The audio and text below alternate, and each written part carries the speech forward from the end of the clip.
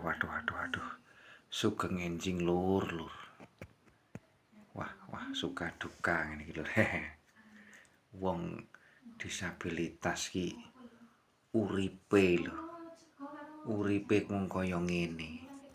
Butuh gawean ki sing sesuai karo profesi apa ngono ki angel. Ngono iki kok ya urip sik enek sing diireni wong lho kok ya eneng. Karepe enek wong ki salah sijining manungsa ki kadang eneng.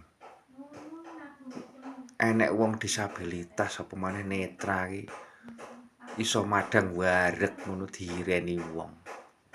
Apa karepe ki wong disabilitas iki kon urip dadi glandangan ngono. Kok yo enek ya koyo ngono ki. Ngono. Cara kenek ngono digawe kaya wayang, diperangne karo kono, perangne karo kene, perangne karo Petruk, perangne karo Gareng. Ngono lur.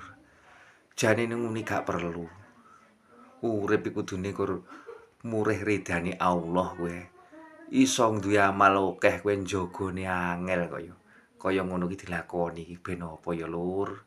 Beh. Bener omonge Pak Yai. Nek yang urip ning kutha iki kudu kandel duwite, nek yang desa kudu kandel gobok alias kupinge. Ngono lur. Jadi jangan salah bahwa disabilitas kuwi ngono ya ada masalah pada kudune disabilitas ki kur ngibadah nyedek marang sing gawe urip. Tapi yo enek ae kendalane lur. Angel lur, angel. Kok yo eneng ngono kehidupan sing kaya ngono ki.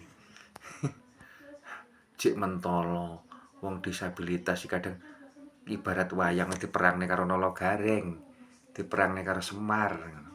Paribasane. Oh yo enek Bagong kadang diperangne karo Gareng, diperangne karo Petruk. Kuwi jane gak bener ya lur ya. Iki cuma perbandingan lur. Tapi wong sing wis dialami ya ngene iki. Jenenge ngene iki kan. Pengen ngibadah sing tanpa hambatan, pengen murih ridane Allah angel kok lur.